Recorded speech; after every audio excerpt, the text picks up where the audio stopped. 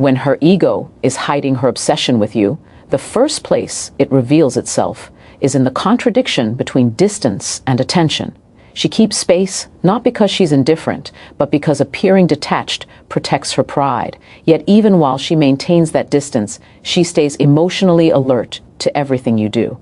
She notices your tone, your timing, your shifts in energy.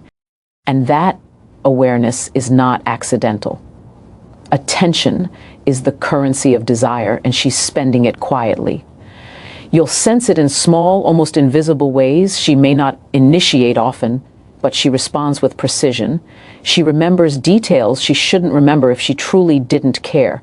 She reacts quickly when your attention changes, even if she pretends not to notice. This kind of monitoring isn't conscious strategy, it's instinct. The ego can suppress expression, but it can't shut off awareness, and awareness follows importance. Psychologically, what's happening is a tension between self-image and attachment. Her ego wants to remain composed, independent, unaffected. Obsession threatens that identity, so she chooses emotional distance as a defense. But desire doesn't disappear, just be, because it's inconvenient. It adapts. It becomes watchful instead of expressive, observant instead of open. This is why she may know more about your emotional state than she admits. She can sense when you're pulling back. She can feel when your interest shifts, and those shifts create internal pressure, not enough to make her chase openly, but enough to keep her mentally engaged. She's trying to stay in control of the narrative while quietly staying connected to the outcome. Most men misinterpret this. They assume distance means disinterest and move on too quickly, or they overcompensate by chasing attention. Both responses miss the deeper truth. Distance with awareness is not rejection, it's restraint. And restraint often signals intensity, not absence. The real test comes when you stop overinvesting and simply remain grounded. Not cold, not reactive, just centered. When you don't seek validation from her attention, something changes. Her monitoring increases, her curiosity sharpens, because now control feels threatened, and ego only tightens its grip when it senses potential loss. Philosophically, this reveals a deeper pattern of human behavior. We often hide our strongest attachments behind dignity. Pride becomes a mask for longing. Distance becomes a way to care without surrendering. And the more someone values self-control, the more quietly they crave. Your role is not to confront her about it or expose the contradiction. That would trigger defensiveness.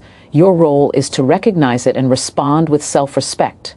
When you don't chase her distance or perform for attention, you allow the imbalance to surface on its own. And imbalance always reveals truth. Because the reality is simple. People don't monitor what doesn't matter.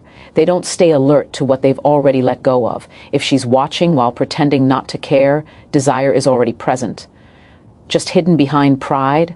And the man who understands this doesn't rush to prove himself. He stays steady, knowing that the quietest attention often reveals the deepest craving. When her ego is hiding her obsession with you, one of the clearest cracks in that mask appears the moment competition enters the picture. She may insist she doesn't care. She may laugh it off, change the subject, or act unusually indifferent.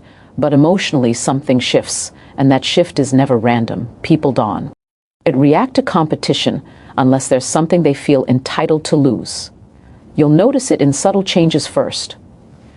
Her tone becomes sharper. Her energy cools. She may pull back slightly or become more sarcastic than usual. Sometimes she becomes overly agreeable, other times oddly distant. These reactions aren't about the other woman, they're about what that presence represents. Threat exposes attachment, and when attachment exists but isn't acknowledged, ego scrambles to regain control. Psychologically, this is cognitive dissonance at work. She holds two conflicting ideas at once: I don't care, and I don't want to lose him.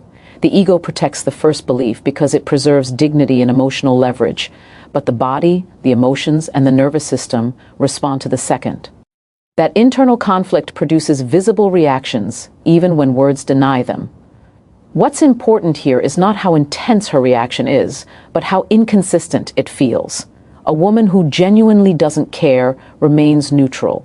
A woman who is deeply invested but unwilling to admit it oscillates. Her behavior becomes unpredictable because she's negotiating with herself in real time. Should I show interest? T? Should I pull away? Should I act unaffected? Every response becomes a compromise between desire and pride. This is where many men make the mistake of confronting her directly. They ask, "Why are you acting like this?" Or "Are you jealous?" But ego doesn't respond well to exposure. When confronted, it doubles down. She'll deny harder, retreat further, or rationalize her behavior in ways that eat more distance.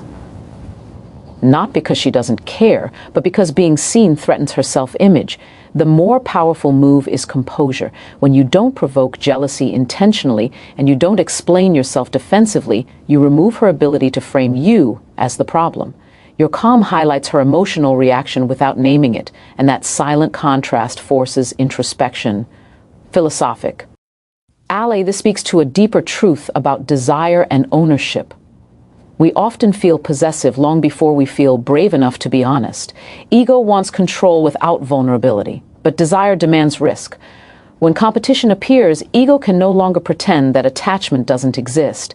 It reveals itself through emotion, not confession. Over time, if you remain self-respecting and grounded, her reactions begin to tell her story for her. She becomes more aware of what she's been suppressing, and awareness is the first step toward honesty, whether with you or with herself. So don't focus on what she says when competition arises. Focus on how her energy changes. Words are easy shields. Emotional reactions are not. They reveal where attention, attachment, and craving already live. Because the Ruth is simple. No one guards territory they don't value. And when her ego reacts, even while her mouth denies it, desire has already crossed the line from casual interest into quiet obsession. When her ego is hiding her obsession with you, one of the most telling contradictions is this: she presents herself as unavailable, yet somehow never truly leaves your world. She tells you she's busy, focus. On herself, not looking for anything serious. She emphasizes independence and distance. But despite all of that, she remains present. She stays in your orbit, and presence, especially when it's voluntary, is never accidental. You will notice that even when she claims she has no time, she finds moments, short messages, brief check-ins, casual reactions to your stories or updates she may not offer. Emotional depth, but she keeps a thread alive. This allows her ego to maintain the image of detachment, while her desire refuses to let go completely. It's a psychological compromise, distance in theory, connection in practice. From a psychological standpoint, this behavior is about control. Declaring unavailability protects her from appearing invested. It gives her leverage and preserves her self-image. But staying present satisfies the craving. She wants access without exposure, connection without commitment. This is how ego negotiates with desire, by staying close enough to feel secure, but far enough to feel safe. This is also why her presence can feel strangely consistent, even when her availability is not. She might not commit to plans, but she doesn't disappear. She may delay schedule or keep things vague, yet she resists complete detachment. If she truly didn't care, absence would be easy. Instead, she chooses partial availability because full absence would feel like loss. Many men misinterpret this as mixed signals or manipulation. In reality, it's ambivalence driven by attachment. She hasn't allowed herself to want you openly, so she maintains a position that keeps her ego intact. But desire doesn't operate on declarations. It operates on behavior, and behavior reveals choice. This is where your response matters. If you chase her presence or try to break through her stated unavailability, you reinforce the power of her ego. You confirm that distance grants control. But if you respect her words while observing her actions, remaining warm but self-directed, you create a different dynamic, one where her partial presence no longer feels sufficient to her. Philosophically, this reflects a deeper human tendency. We often want to be wanted, without having to want back openly. Ego craves admiration without vulnerability. But over time, that imbalance becomes uncomfortable. The person maintaining distance begins to feel the cost of their restraint. When you say, "Stop filling the gaps and start living fully in your own life," her position becomes unstable. She can no longer enjoy closeness without responsibility. And that tension forces clarity. Either she steps forward or she truly steps away. So don't be confused by her claims of unavailability when her behavior keeps choosing proximity. Listen to what she does, not what she declares. Because people don't. Remain present in places they feel nothing for. And the moment her ego can no longer justify staying while pretending not to care is the moment desire demands honesty. When her ego is hiding her obsession with you, one of the ways it tries to regain control is through subtle indifference or quiet disrespect.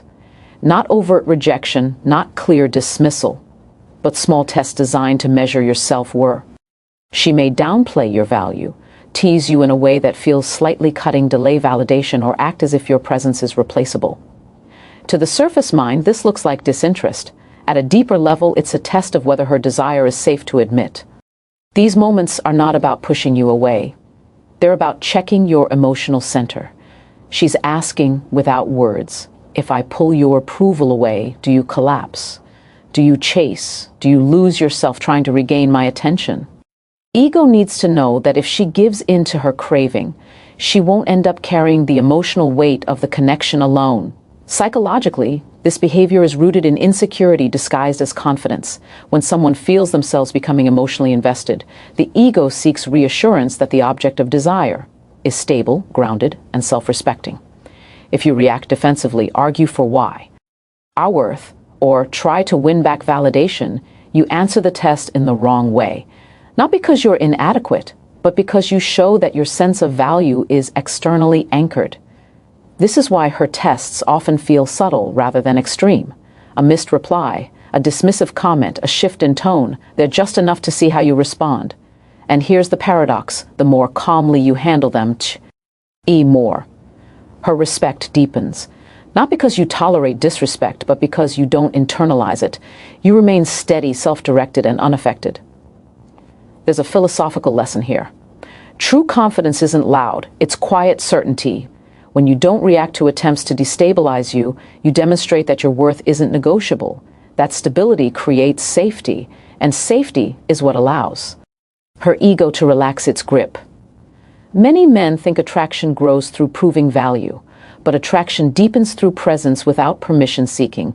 When you don't beg for attention or validation, you subtly reverse the power dynamic. Her tests lose their leverage, and without leverage, ego has nothing to protect. Over time, these tests either stop or escalate into clarity. If she senses that why, won't fold, she must choose, remain distant and lose access, or step forward and risk vulnerability. Either way, the ambiguity dissolves. The key is not to tolerate disrespect, but to respond with self-respect. Calm boundaries, unshaken energy, no performance, no resentment, just grounded presence. Because the moment she realizes she can't control you through indifference is the moment she has to confront the truth she's been avoiding, that her desire isn't about power at all, but connection. And the man who holds his center during these tests doesn't just pass them, he renders them unnecessary. When her ego is hiding her obsession with you, the moment it becomes hardest to maintain is when she senses she might actually lose you. Up until that point, distance, indifference, and restraint have given her a sense of control. She can want you quietly, monitor you from afar, and protect her pride at the same time. But the possibility of real loss destabilizes that balance. And when control is threatened, the mask cracks. You'll notice a sudden shift in behavior. She becomes more engaged, more responsive. Conversations that once felt guarded now feel warmer, longer, more personal. E may initiate contact more often or show concern about your availability. Sometimes it's subtle, checking in just to see how you're doing.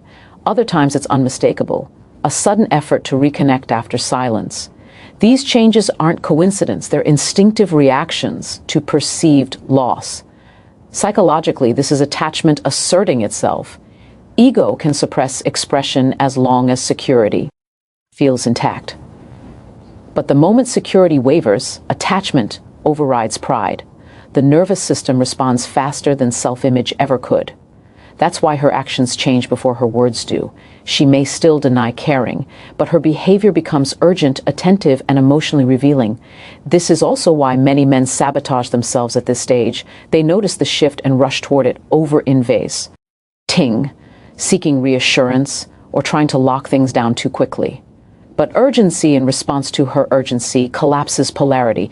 It turns her moment of clarity into a moment of pressure, and pressure revives the ego's defenses. The wiser approach is composure. When you continue living your life, honoring your direction, and responding without desperation, you allow her to experience the consequence of her restraint. She begins to realize that distance has a cost, that control comes with the risk of loss, and that realization changes everything. Philosophically, this moment reveals a deep truth about human attachment. We often don't understand what we value until we're faced with the possibility of its absence. Desire feels abstract until loss makes it concrete, and ego, which thrives on control, cannot coexist with genuine risk. If you remain grounded, her behavior begins to answer the question her ego has been avoiding. Do I want control, or do I want connection? When the answer becomes clear, pretense foul. Less away. She may not confess dramatically, but her actions align. Her presence becomes intentional. Her resistance softens. This is not a moment to demand explanations or declarations. It's a moment to observe, to let behavior speak. Because when someone fears losing you, they reveal the depth of their attachment without saying a word. So don't chase the shift. Don't interrogate it. Respect it. And yourself. Continue moving forward, not away. That forward motion is what forces truth to surface. Because ego can hide desire only as long as loss feels hypothetical. The moment loss feels real, obsession reveals itself. And the man who understands this doesn't stop walking. He simply notices who starts running to keep up.